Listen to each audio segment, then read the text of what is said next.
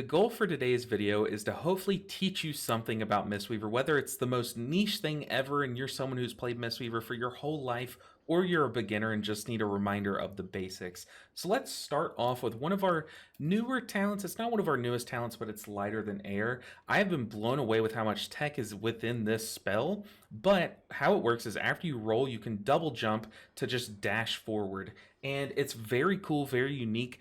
But how it works is it replaces your momentum. So no matter what your momentum is, if you're launched that way super fast, or if you're just booped slightly this way, then you can double jump and it'll replace it and you'll just dash forward. This works very well with negating fall damage. My momentum is down, but I double jump, it's reset, and then I barely took any fall damage because I still fell from that height after resetting my momentum. But what's really cool is you can negate boops, like the ones in Grim Batal. Right once you get booped, you can basically double jump. So say I get booped, like now, if I double jump, I'll basically negate what I was just booped and then dash forward.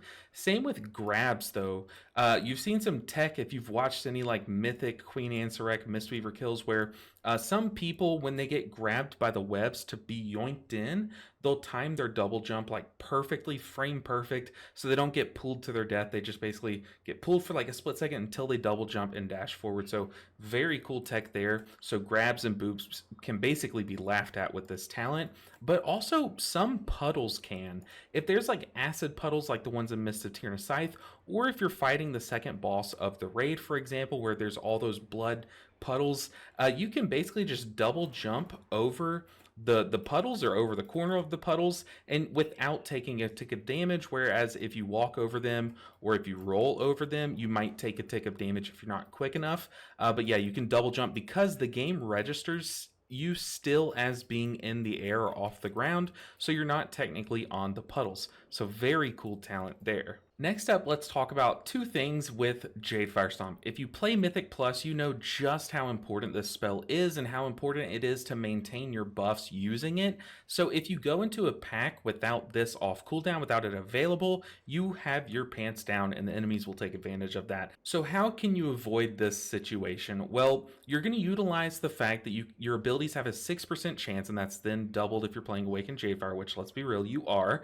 So you have basically a 12% chance per spell to reset this cooldown entirely. Now it's just a 15-second cooldown, but it's so important you have to be able to have it up as often as you can. So if I Jadefire Stomp, it's on cooldown. If I Rising Sun Kick, it has a 12% chance to reset that cooldown. However, one unique spell that's coded very weirdly is Chi Burst. If you didn't know, every target that this shoots through will basically flip that 12% chance each time. So I'll Jadefire Stomp to put it on cooldown, and then I will Chi Burst. I don't think I have it keybound.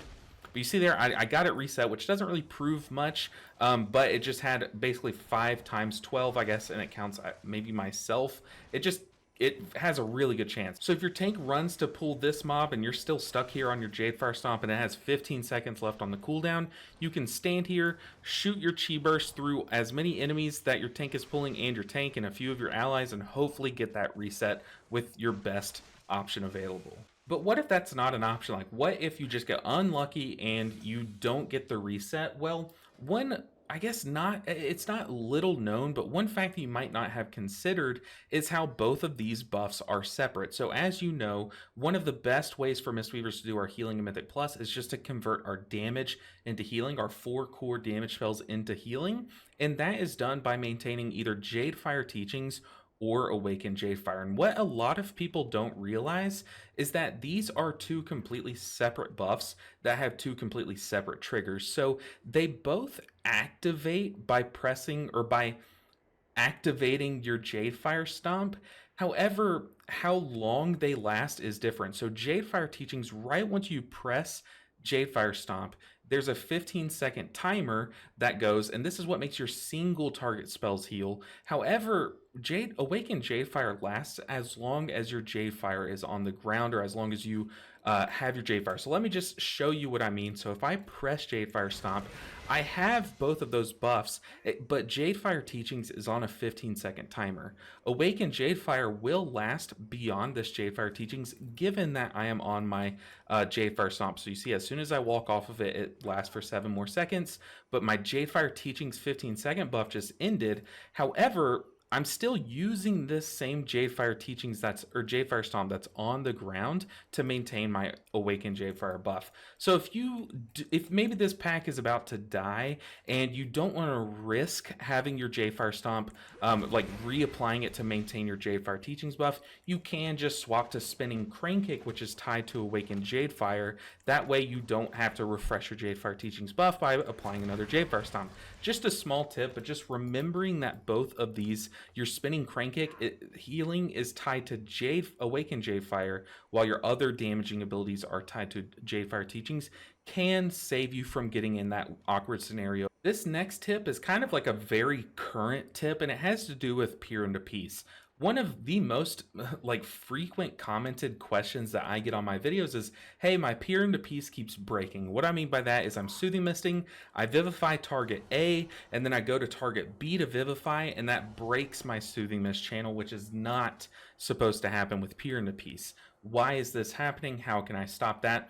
Just very simply, the fix to that issue is by swapping off of Misty Peaks. Misty Peaks is an incredible talent, and with a lot of Pier into Peace raid builds, you run both of those talents, or ideally you do. So it might not have occurred to you, maybe I should swap off Misty Peaks, but for some reason, this talent is breaking Pier into Peace. It's bugging it. So if you have that still happening to you in your raid builds, then swap off Misty Peaks and you should see it fixed. All right, this next one is going to be talking about our newest spell, Rushing Wind Kick. Now, I was a hater of this spell, but now it's been buffed. The Renewing Mist effect has been buffed, so I love this spell. And one of the things that it took me a while to learn myself, I've just been testing this versus dummies, testing it in melee and all this stuff. It replaces your Rising Sun Kick, which procs your Rising Mist and does all those things like Rapid Diffusion. But if you want to activate these spells, I was thinking that I still needed to be hitting a target to proc these Rising Mist and Rapid Diffusion. However, you don't have to hit a target to get either of those to proc with Rushing Wind Kick. So let me show you what I mean. So let me show you versus these dummies. So if I Rushing Wind Kick, I'm kicking them, which is going to proc my Rising Mist, proc my Rapid Diffusion. You see there, I got a free Renewing Mist from Rapid Diffusion. And yeah, so I hit these targets and got that to happen. But what if I go somewhere where there's no enemies, like up here, there's nothing to hit? Well, I will Rising Sun Kick or Rushing Wind Kick, and you see there, I get the Rapid Diffusion to proc if I had more hots out. So let me show you what I mean. If I have this 19-second Renewing Mist and I Rushing Wind Kick with nothing to hit, it still procs Rising Mist. So very cool there. You don't have to be up against a boss. Say you're using this in a raid fight. You don't have to be right up against the boss to get this to proc. You know, I used to roll in and then press Rushing Wind Kick. You don't have to do that. However, it is worth noting that it is kind of worth it, because every time that you Rush and Wind Kick, it will heal based on the damage done by a little bit, like 30%. So it's just worth it to try and hit an enemy, but just knowing that you don't have to can help you out in a pinch. Next up, let's talk about Jade Empowerment, which is our sexiest new toy. I'm sure you've played with it, and I've made a couple videos on it so far. It's so awesome, but I want to talk about its most optimal situation, because you might not have thought about this. So Jade Empowerment, obviously it buffs your Crackling Jade Lightning after you use your Thunder Focus Tea. But what's really cool about this spell is that it gets stronger the closer to 5 targets you have, or up to 5 targets that you have. That way it can cleave and get its full damage off if it can hit 5 targets. That part is obvious. But when it's at its strongest is when you only have one person on your team that you need to heal. So basically what I'm trying to say is the more enemies you have to hit and the less allies that you have to heal, the stronger Jade Empowerment is. Now the first half of that is obvious. The more targets that I hit, the more damage I'm going to be doing, thus the more healing that I'm going to be doing. That part's obvious. But why do I say that the less allies that I need to heal with this, the stronger it gets? Well, that just has to do with how Jadefire teachings works, or I guess ancient teachings works if you're not running Jadefire teachings. So after you get this buff, when you have this buff, it's gonna look to see how many of your allies need healing, up to 5, and then it's gonna split that healing done among those up to 5 allies. So if only one ally needs healing, they're gonna get the full 190% of your damage as healing. Whereas if all 5 of your allies need healing, they're going to get 190% divided by 5. I'm not doing that live on a video, but it's going to split that 190% among your 5 allies. So let me try to show you what I mean. So I'm going to jump down, take almost all of my health, and then try to make it to where I'm the only ally in range. So basically I'm out of range of all of these ally dummies, so that all of the healing funnels into me, and you'll see just how hard this ticks. Let's fall, take all of our health. And then we'll activate Jadefire teachings, and let's go to where hopefully we're out of range of all these target dummies right here, and then we'll crackling Jade Lightning.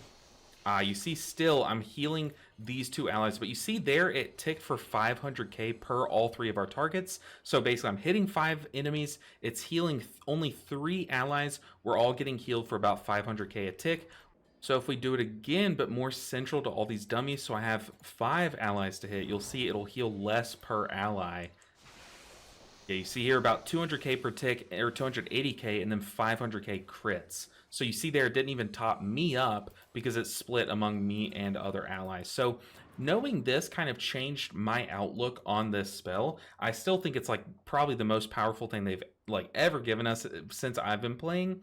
However, I use it more like if the tank is just taking a pounding and they're the only one taking damage, I love to use this then, or to capitalize then. Or if like one of my allies or 2 of my allies get a dot, then I'll just throw this out and just blast the damage, and it'll just all funnel into those 2 allies, as opposed to when everyone's taking AoE taking damage. I still use it then, but less often in those scenarios. Next up is something that you're probably already aware of, but I found at least one person that was not. So this tip is for you. I got asked, hey, why isn't my macro tying Thunder Focus Tea and Crackling Jade Lightning together working? And I just said, hey, I would not tie those 2 spells together. And they were like, but why? I need the Thunder Focus Tea, then Crackling Jade Lightning. And to that, I responded with Jade Empowerment does not end. You can get up to 2 stacks. So if you try to press Thunder Focus Tea while you're already at 2 stacks, you will not get a third. It'll just, fart into the wind. However, these last until you use them. So I used Thunder Focus Tea about 5 minutes ago, and I still have Jade Empowerment. It lasts until you use it. So get out of the habit of thinking that you need to Thunder Focus Tea and then follow that with a Crackling Jade Lightning immediately. You can Thunder Focus Tea for Thunder Focus Tea's effect, or for Master of Harmony's effect, and then later down the road, cash in on that Jade Empowerment buff. Next up, let's talk about some of the theory behind how to maximize your damage. Now, one term that you probably hear everyone talking about is cleaving and funneling. And especially as a Mistweaver, we use cleaving a lot because we have very good cleaving capabilities. So what that means is that we can just use our single target spells, which is Blackout Kick, to hit multiple enemies. So we can cleave onto these cleave dummies using Awakened Jadefire. But using this same logic, we can turn our cleave damage into funnel damage, meaning that not only are we doing more damage by using our single target spells to do AoE damage, but we're using our AoE damage to then do more single target damage. So if I'm fighting this boss, it's this first dummy, I've marked it with an X. If this is the boss and these are the adds that they spawn, then my goal is to kill the boss as quickly as possible, and we can use the adds that the boss spawns to do that. How do we do that? Well, we're using the fact that our Blackout Kick has a 20% chance to reset the cooldown of Rising Sun Kick to use our cleaving damage to funnel even more damage into the primary target, or the priority target.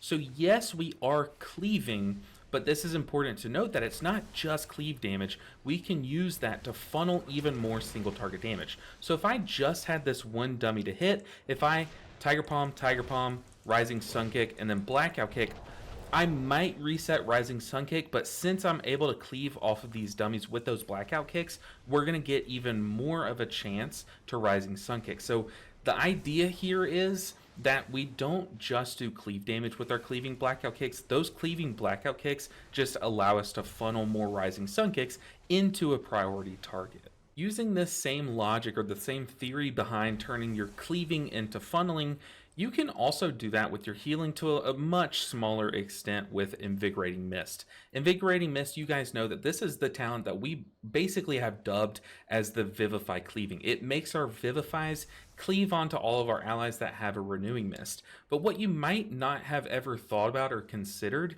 is that if I Vivify a target that has a Renewing Mist on them, Invigorating Mist will also proc on that target. So it doesn't just cleave on everyone else that has it, it also hits the target that your Vivify is targeting if they also have a Renewing Mist. But yeah, this is very infrequent of something that comes up. However, it does kind of tie into your spot healing. So if I need to just slam heals into the tank, applying a Renewing Mist onto them before I start Enveloping Misting and then Vivify spamming them really jumps up or amps up the healing that I'm going to be doing.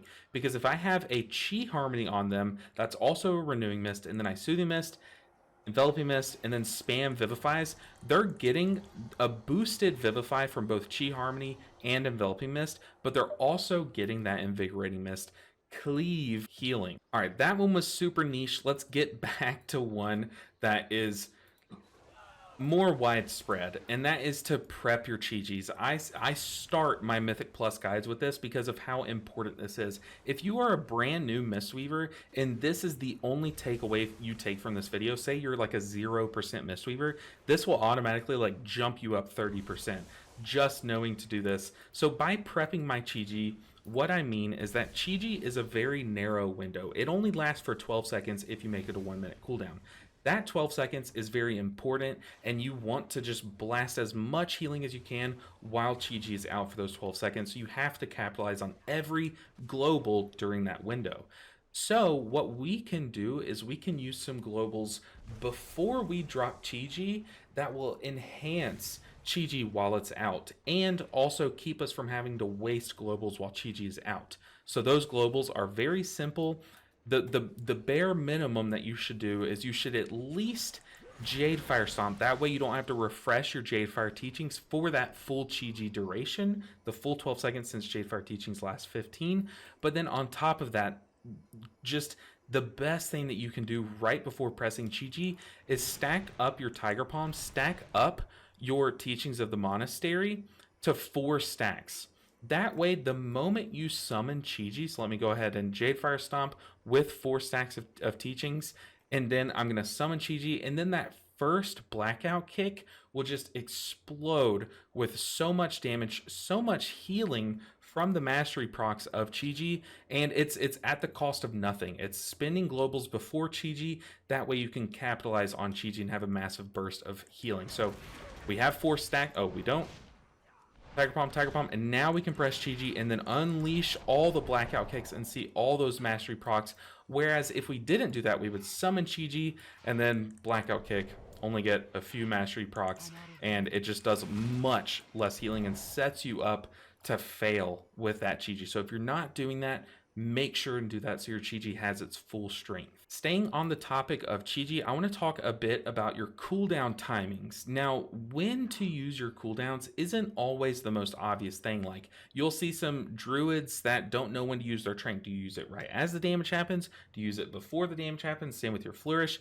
But ours are a bit more obvious, so let me just talk about that. So revival is very obvious. You want to use revival after people take damage. That way the healing does healing into missing HP. If you do it before the damage, then you're probably going to get 0 value unless you're running something like Uplifted Spirits. That's very obvious. Same with Shayloons. You do want to use this after damage happens, ideally. However, if everyone's sitting at about 80% health and you know that a big boss slam is about to hit that could possibly, take them below 0 and kill them, it's not wrong to Shayloon's Gift before that damage just to top them up. That way they don't risk dying at 80% health. They'll be at 100% health thanks to Shayloon's Gift. But ideally you use this after people have taken damage. Chi-Gi, though, is the one that is much less obvious. Chi-Gi, like I said, it just does an explosion of healing right once you summon it if you prep it correctly. So that should let you think, hey, I should use this after people take damage. But Thanks to Celestial Harmony, that bottom line of text there, right the moment you press Chi-Ji, you're going to put a giant shield on all 5 of your allies. This means that you ideally press Chi-Ji right before damage. That way that shield is fresh and hasn't taken any rot damage from possible ticks of damage on your allies. You want a fresh shield on everyone right before the big slam, and then right between your globals of pressing Chi-Ji and pressing Blackout Kick, everyone takes damage, and then right after that damage, you Blackout Kick, unleash a flurry, top all that damage up, and that damage will be lessened thanks to the shield. A lot of that will get absorbed, and that is the ideal timing for Chi-Ji. The most frequently asked question that I get is, how do I get your UI, or how do I get your weakauras, or what's that add-on that you're using? And there are 2 different ways that I would recommend that you guys search for it so that you can find more than I can just give you with one answer. Number 1 is if you go to wago.io, the website, you can search my name and see everything that I've posted. So not just my Mistweaver UI, but also like my Druid package, my Shaman package, things like that. Or if you want a more simplified answer, join my Discord. The link is down in the description below. There's a channel called the My UI channel. I post everything that I use. There's no paywall.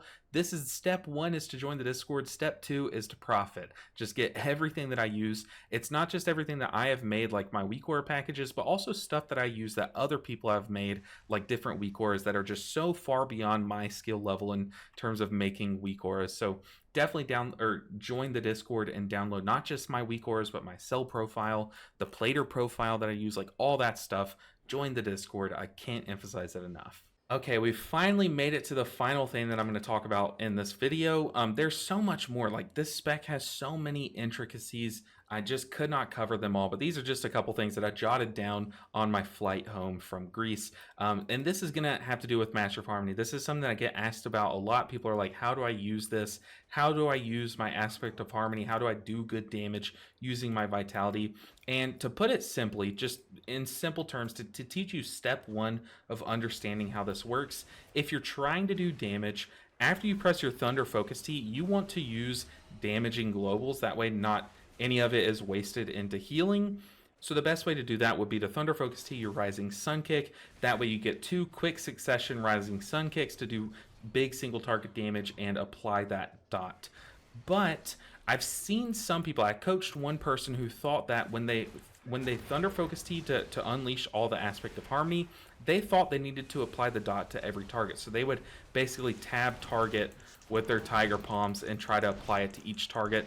That is not correct. What you want to do is you want to try to stick to your primary target, your priority target.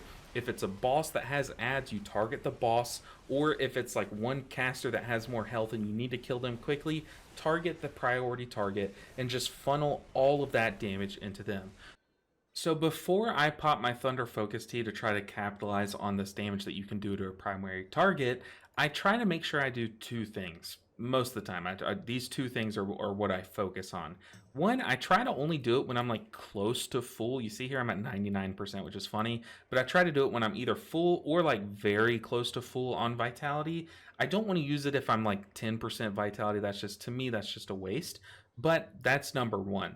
Number 2 is I just like my Chi-Ji, I try to prep my Tiger Palms, because you want to try to do as much damage quickly to this dummy. That way you really boost that dot quickly.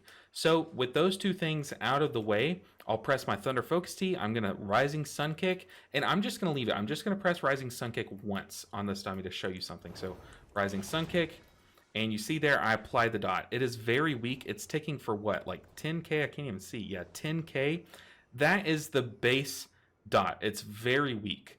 However, to maximize the dot, what you want to do is you want to pump damage into that target using Coalescence. It'll just enhance that dot. The more damage you can do into it, the more times you can do damage into it, you're going to enhance that dot. So let me kind of get a bit more vitality back. And okay, this should be enough to show you at least it's going to do more. You see there I was at full vitality and it only did 10k per tick. But now if I do it again and I focus damage into this guy, then you will see I'm doing a lot more per tick. So I punch that guy a good bit and you see there it's ticking for 400k. So as long as I focus the target that I applied that to, it will just get so much more value if I single target thanks to coalescence. And guys, that's gonna do it for this video. Like I said, there is so much more to this spec. That's why I love it so much, that I could have put in this video, I just didn't have time. So leave what you think I should have put in the video down in the comments below, and go read the comments, see if there's something you have not learned that other people are leaving down there. But guys, thank you so much for watching this video. If you liked it or if you learned something, make sure and like the video and subscribe on your way out. I am doing a massive challenge on stream and then through a video series on the channel right now, but I'm also planning on getting back to the Mistweaver push. Will I die here? But I want to push my Mistweaver, trying to go for like maybe title or top 100 or 200, 250. I don't know. We'll see. But lots of videos to come, so make sure you're subscribed and go check out my Twitch. But guys, that's going to do it for this one. I'll see you in the next one. Until then, take care.